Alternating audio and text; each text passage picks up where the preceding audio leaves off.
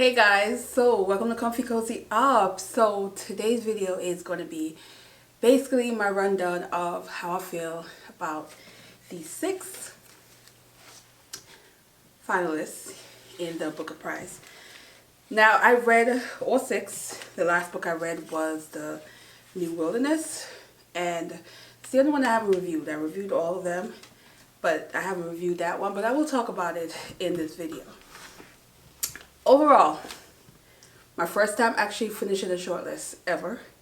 The closest I've ever been is 4 out of 6, and that was like 2 years ago. And this year, I didn't plan on reading all 6, but it just happens that I was intrigued by 3, and then as I go, there's like I keep hearing about other ones that other people love, and I decided to read those.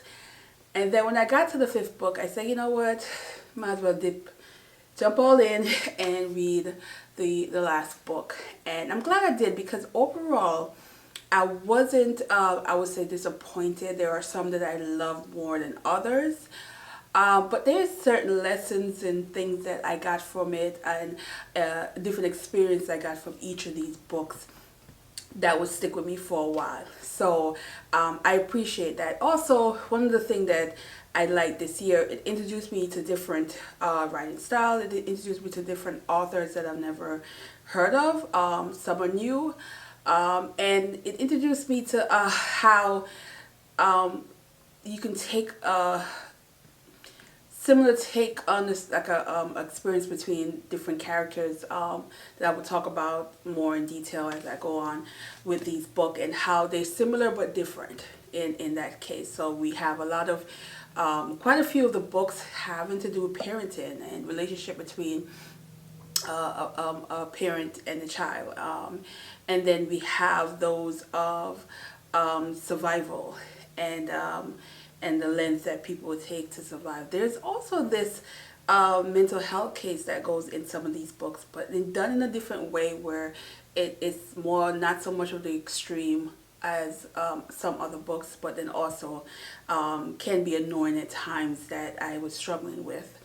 And it also take on our relationship with people within our inner circles and people who we spend time with, and how those relationship can influence us.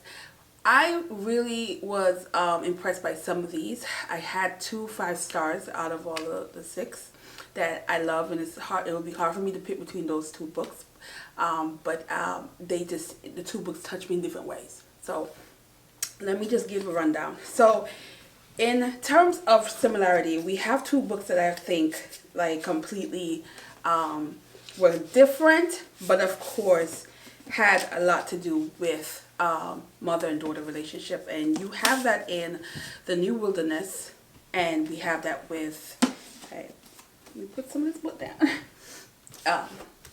The New Wilderness, and we have that with Burnt Sugar. Now in Burnt Sugar, well, I talked about previously, where you have a daughter. In both of these, the daughters are telling their story. And in this one, you have a daughter who's struggling with her mom, who is losing her memory. And there's this symbolic tale of memory and the relationship with her mom as well, that is rooted in this one. This one is also do with memory, but in terms of, you have a mother who decided she wanted to save her daughter, so she removed her daughter from a city that is polluted, and a lot of people are dying. There's this restriction that they have there, and she wanted her daughter to get well, so she decided to remove her daughter to the wilderness, where it's supposed to be better to survive, but it's just as ruthless as if she was in a city. And in this wilderness, the daughter is very young at the time, so her memories of what the city was like, or memory of what normal life was like, is through her mom's memory, through her mom's telling her story. But there's a relationship was broken along the way, where she has this resentment against her mom, and in both cases you see the resentment that they have against their mom. In this case, her mom losing her memory, so she doesn't get to relive the moments where things went bad, the things that happened to the daughter that molded her to who she is today. And it's a bit of a betrayal in a lot of ways in this one.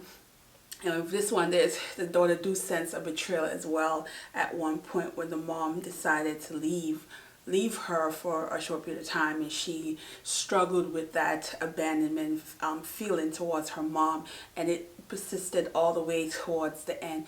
So there's that, and in this case, you have, for me, struggling with more so the mother in this one, but in this one, I was struggling with the daughter behavior.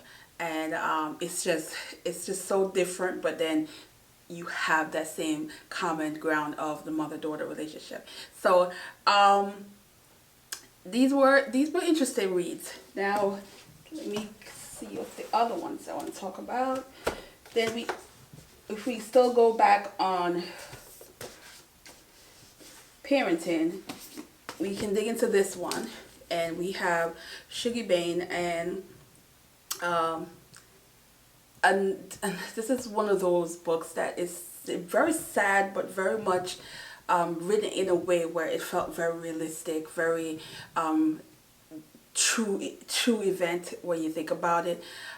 This case, you have a young boy and his mom who is an alcoholic, and how he is struggling to make sure she's okay, make sure she's still alive in a lot of cases, and wanting to fix her, wanting her to be better, wanting her to be happy, but his mom is fighting something that she herself cannot control.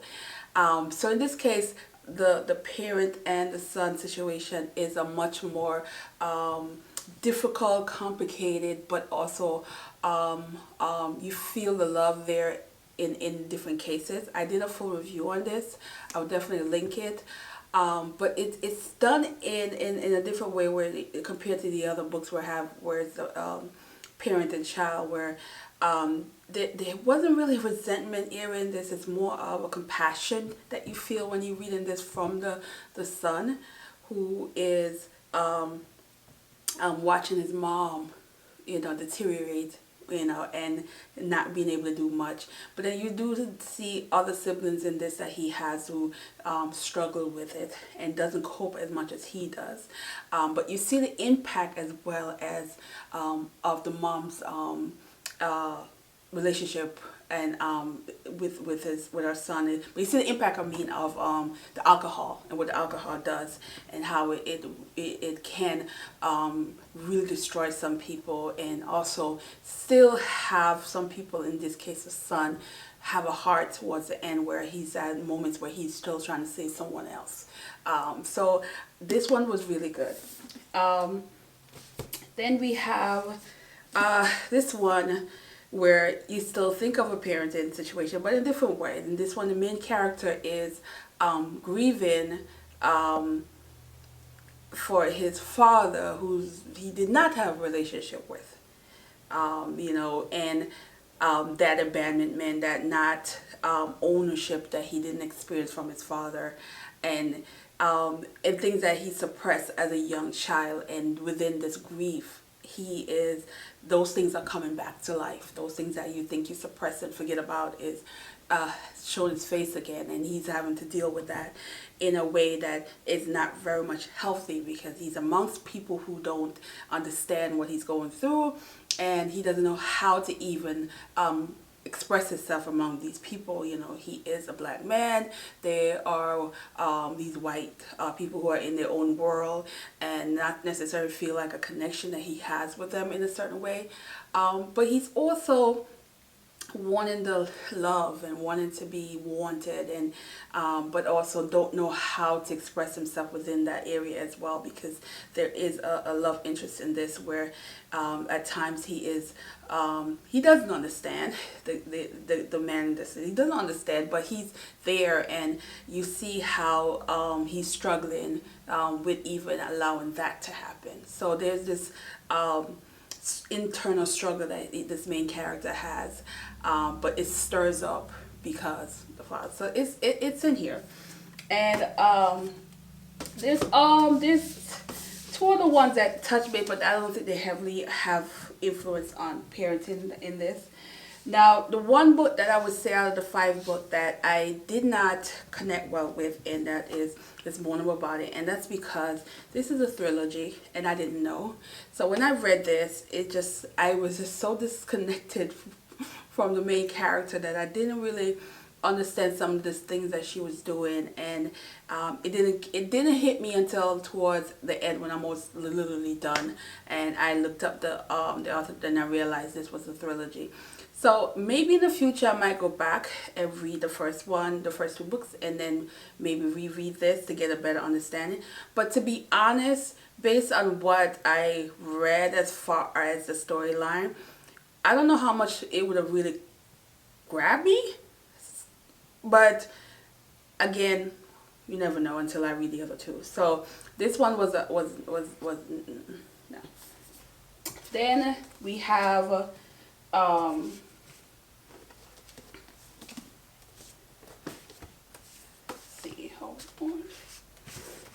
so then we have this one, the Shadow King, and I love this one as well. This one was I just love stories where women are fighting back. Women are becoming themselves within hard and tough situation that they are put in, that is caused by often war, and living in a society where you are kind of fighting your own, and as well as the invaders in this case, and how the different kind of women in this and their role that they play in a situation that is based on history. In this case, it's when Mussolini tried to invade Ethiopia, and we have one character who is taken in by a man that was a part of the Ethiopian military, and his wife, and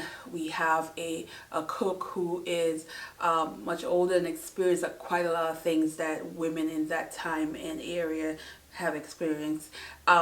Then you also have another female character that was introduced later, and her role in the war and how it was different, and but it had its purpose, and it was in a way made her a sense somewhat of a I would say a hero in this. I enjoyed this. I love historical fiction, so this was really captured me, really made me want to dig in and learn more about that time period and what really happened there. It is something that a lot of times you don't hear much about, especially in this where there's moments of when they talk about Haile Selassie and things that I didn't really know was a true tale. So it was kind of surprising in that, but at the same time, it was different from the other books because how the female characters are portrayed, I think. I know in this one, war was a product of some of the behaviors in this. War was a result of some of the broken relationship that the main character had in this one, including, I believe it was her sister who lost a body part somewhat in the war, and there's things that war did affect in this. So I guess in a cases these two had war elements to it, relatable war elements to it. But this one really got me. This one really got my attention. I was very in it. A lot of the characters were not likable, and I like that when you get books like this where you enjoy it, even though quite a few of the characters you just didn't like at all. Even some of the hero women in this weren't likable, but it still grabbed me. It still makes me want to dig in and read more. Now, if I had to choose, and I would say my 2 favorite books, because I don't think I could choose one, but if any of these 2 won, I would be happy. Yes. So, Real Life and Sugar Bang. If any of these 2 won the Man Booker, I keep putting Man Booker, but it's the Booker Prize now, I would definitely just be happy about it. I would, because I enjoy these 2. They hit me differently. This one hit me where I just understood the main character. I felt his pain. I felt it. I understood him. I understood those moments where he gravitated to pain, and he's complicated, and he's unsure of himself. He's making decisions that are real impulse decisions that he's dealing with because he's grieving.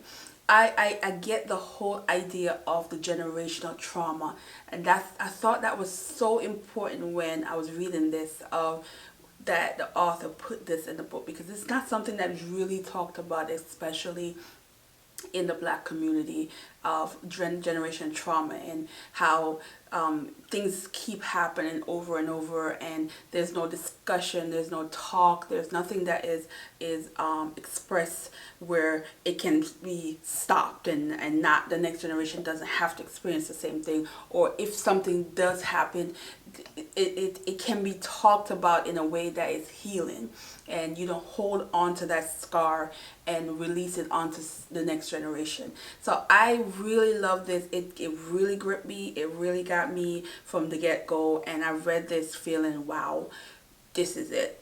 This was a 5-star read for me. I absolutely love it. I know a lot of people struggle with this one, but I think this is one of those that will hit you differently, and you might not really connect with it as much, but for me, it was just that kind of book that I will never forget. And then there's this one, Sugar Bane, and I was so emotional reading this. I literally wanted to cry. This book was such an emotional read and such a heartbreaking story. This is not a happy ending, but it's such a realistic story that I feel like if you see someone who may have experienced something like this, I think it can be a discussion, because it do talk about alcoholism in a way that is very real and very relatable, in terms of those that are currently suffering from it, that you wouldn't know, that holding on to this burden of taking care of their parents, and you just don't know, because it's something that I think, especially this book was in the 80s and early 90s, where I don't think a lot of times people really acknowledge how that alcoholism is a disease, and it's something that the people who are suffering from it can't really control, and so you want to dislike the character at times for what she did and what she says in her during her certain times when she had this rant, or these things that she would say that was just very mean. But then you realize deep down that it's not her, because there are moments in this book where she's sober, and you get to see the beautiful side of her as a mother, the supporting side. And I talked about an incident where she's cheering him on, and he was being picked on, and she was just such a cheerleader for him in that moment. That was just so beautiful, and I love that part in the book. But it is such a heartbreaking book. It is heavy, but it's worth reading. Both of these are worth reading. This one is very raw, and it does have moments in this that is sometimes hard to read. But I think, you have to pull through it and read it to really get a better understanding of the main character. So I love these two, and I'm hoping one of these win. Now, the book that I think probably gonna win, Burn Sugar. I wouldn't be shocked. I think the booker in the past liked books that are complicated in terms of not straightforward, that you have to cut, slice, dissect, do all the other things you have to do to get a better understanding of the book. This is definitely a book that is, I would say, a conversation piece for sure, because I think you can have multiple people read this and take away different aspects of it. There's different ways you can really talk about this book that is, that another person may not even connect to it that way. And I think because of that, it becomes that book that memorable, and interested and will draw you in terms of that. But for me, I didn't have that strong connection that I had with these two. So this is not my favorite at all. And but again, I think this is one of those books that I wouldn't be surprised if it won. So there you go, guys. That's that's my current take on all these books. So how much have you read? What was your favorite? What are you predicting is going to be the winner? I think the winner is going to be on the 19th. So that's next week, Thursday. So, you know, if you still have time, you want to read, I definitely, those 3 books that I recommend, that I talked about, which is not really my favorite, but you know, I think Burnt Sugar is worth reading, and Sugar Bane, Real Life is worth reading. I do find that Shadow King is a good one. I just don't think it's going to win. But if it did, I wouldn't be mad about it either. The New Wilderness, a lot of people I know haven't touched this, but I do like it. I do find that it's a dystopia. It doesn't I was a little bit surprised that it's in this, to be honest, but I do get the whole mother-daughter struggle in this, because that really was the elements of this. It really was what the book is about. And one other thing about it too, that I find that at how you become your mother, that was a real aha moment towards the end of the book. You become your mother and you don't realize it.